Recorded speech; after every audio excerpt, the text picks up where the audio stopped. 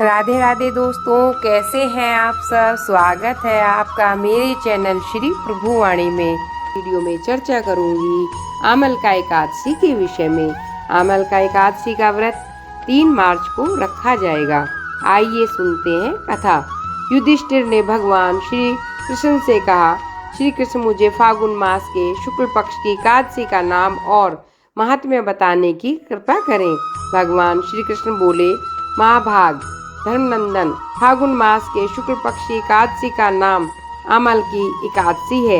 इसका पवित्र व्रत विष्णु लोक की प्राप्ति कराने वाला है। राजा मानधाता ने भी महात्मा वशिष्ठ जी से इसी प्रकार का प्रश्न किया था, जिसके जवाब में वशिष्ठ जी ने कहा, महाभाग, भगवान विष्णु के थूकने पर उनके मुख से चंद्रमा के समान कांतिमान एक बिंदु प्रकट होकर पृथ्वी पर गिरा।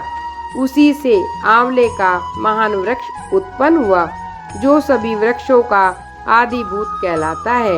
इसी समय प्रजा की सृष्टि करने के लिए भगवान जी ने ब्रह्मा जी को उत्पन्न किया और ब्रह्मा जी ने देवता, दानव, गंधर्व, यक्ष, राक्षस, नाग तथा निर्मल अंतःकरण करने वाले महर्षियों को जन्म दिया।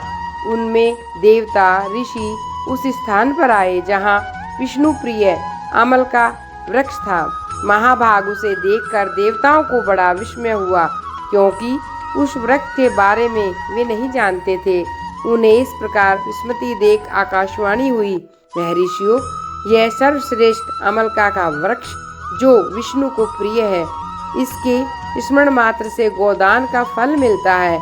स्पर्श करने से इससे दुगना और फल, भ्रमण करने से तिगुना और पुण्य प्राप्त होता है। यह सब पापों को हरने वाला वैष्णव वृक्ष है। इसके मूल में विष्णु, उसके ऊपरी भाग में ब्रह्मा, स्कंद में परमेश्वर भगवान रुद्र, शाखाओं में मुनि, टहनियों में देवता, पत्तों में वसु, फूलों में मरुदगण तथा फलों में समस्त प्रजापति वास करते हैं। अमलक सर्वदेव में है, अतः विष्णु भक्त पुरुषों के लिए यह परम पूज्य है। इसलिए सदा प्रयत्न पूर्वक अमलका का सेवन करना चाहिए। ऋषि बोले, आप कौन हैं, देवता हैं या कोई और, हमें ठीक से बताइए। उन्हें आकाशवाणी हुई, जो संपूर्ण भूतों के कर्ता और समस्त भुवनों के सृष्टा, जिन्हें विद्वान पुरुष भी कठिनता से देख पाते हैं, मैं वही सनातन विष्णु हूँ। देव आदि देव भगवान विष्णु का ये कथन सुनकर वे ऋषिगण भगवान की स्तुति करने लगे। इससे भगवान श्री हरि संतुष्ट हुए और बोले, महर्षियों, तुम्हें कौन सा अभिष्ट वरदान दूं? ऋषि बोले, भगवान, यदि आप संतुष्ट हैं तो हम लोगों के लिए कोई ऐसा व्रत बतलाइए जो स्वर्ग और मोक्ष रूपी फल प्रदान करने वाला हो। श्री विष्णु जी बोले, महर्षियों, फागुन मास के शुक्ल पक्ष में यदि पुण्य नक्षत्र से युक्त एकादशी को, वह महान पुण्य देने वाली और बड़े पातकों का नाश करने वाली हो। इस दिन आंवले के वृक्ष के पास जाकर वहां रात्रि में जागरण करना चाहिए। इससे मनुष्य सब पापों से छूट जाता है और सहस्त्र गोदान का फल प्राप्त होता है। विप्रण, यह व्रत सभी व्रतों में उत्तम है, जिसे मैंने तुम्हें बताया। ऋषि बोले, भगवान, इस व्रत की विधि बताइए। इसके देवता और मंत्र क्या है, पूजन कैसे करें, उस समय स्नान दान कैसे किया जाए। भगवान विष्णु ने कहा, द्विजवरों, इस एकादशी को व्रती प्रातः काल दंता धावन करके यह संकल्प करें कि मैं आज व्रत रखूंगा। आप मुझे शरण में रखें। ऐसा नियम लेने के बाद पतित, चोर, पाखंडी, दुराचारी, गुरु पत्नीगामी तथा मर्यादा भंग करने वाले मनुष्यों से वह वार्तालाप ना करें। अपने मन को वश में रखते हुए नदी में, पोखरे में, कुएं पर अथवा घर में ही स्नान करें। स्नान के पहले शरीर में मिट्टी लगाएं और विद्वान पुरुष को चाहिए कि वह परशुराम जी की सोने की प्रतिमा बनवाए। प्रतिमा अपनी शक्ति और धन के अनुसार 1 या आधे माह से स्वर्ण की हो। स्नान के पश्चात घर आकर पूजा और हवन करें। इसके बाद सब प्रकार की सामग्री लेकर आंवले के वृक्ष के पास जाएं। वहां वृक्ष के चारों ओर कि जमीन झाड़ बुहार लीप पोत कर शुद्ध कर लें। शुद्धि की हुई भूमि में मंत्र पाठ पूर्वक जल से भरे हुए नवीन कलश की स्थापना करें। कलश में पंचरत्न और दिव्य गंध आदि छोड़ दें। श्वेत चंदन से उसका लेपन करें। उसके कंठ में फूल की माला पहनाएं। सब प्रकार के धूप की सुगंध फैलाएं। जलते हुए दीपकों की श्रेणी सजाकर रखें।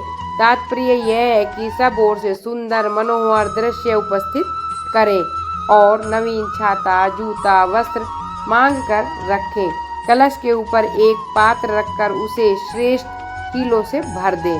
फिर उसके ऊपर परशुराम जी की मूर्ति स्थापित कर लें। तदंतर भक्ति चित्त युक्त से जागरण करें। नृत्य संगीत वाद धार्मिक उपाख्यान तथा श्री विष्णु संबंधिनी कथा वार्तालाप आदि के साथ रात्रि व्यतीत करें। उसके बाद भगवान विष्णु के नाम से लेकर आमलक वृक्ष की परिक्रमा कर 108 या 28 बार करें। फिर सवेरे होने पर श्री हरि की आरती करें। ब्राह्मणों की पूजा करके वहाँ की सब सामग्री उसे निवेदित कर दें। परशुराम जी का कलश 2 वस्त्र जूता आदि सभी वस्तुएं दान कर दें। यह भावना करें कि परशुराम जी की स्वरूप से भगवान विष्णु मुझ पर प्रसन्न हो। तत्पश्चात आमलका का स्पर्श करके उसकी प्रतिदक्षिणा करें और स्नान करने के बाद विधि पूर्वक ब्राह्मणों को भोजन कराएं। तदंतर कुटुंबियों के साथ बैठकर स्वयं भोजन कर लेवें। संपूर्ण तीर्थों के सेवन से जो पुण्य प्राप्त होता है तथा सब प्रकार के दान देने से जो फल मिलता है वह सब उपयुक्त विधि के पालन से सुलभ होता है। समस्त यज्ञों की उपेक्षा भी अधिक फल मिलता है, इसमें तनिक संदेह नहीं है। यह व्रत सभी व्रतों में उत्तम है। वशिष्ठ जी कहते हैं, महाराज, इतना कहकर देवेश्वर भगवान विष्णु वहीं अंतर्ध्यान हो गए। तत्पश्चात उस समस्त महर्षियों ने उक्त व्रत का पूर्ण रूप से पालन किया। नृपश्रेष्ठ, इसी प्रकार तुम्हें भी इस व्रत का अनुष्ठान करना चाहिए। भगवान विष्णु कहते हैं, युधिष्ठिर, यह व्रत मनुष्य को सब पापों से मुक्त करने वाला होता है। बोलो व्यास माता की जय। भक्तों, यह थी एकादशी व्रत कथा। अगर आपको मेरे द्वारा सुनाई गई कथा पसंद आए तो आप मेरे चैनल को सब्सक्राइब कीजिए, लाइक कीजिए और अधिक से अधिक शेयर कीजिए।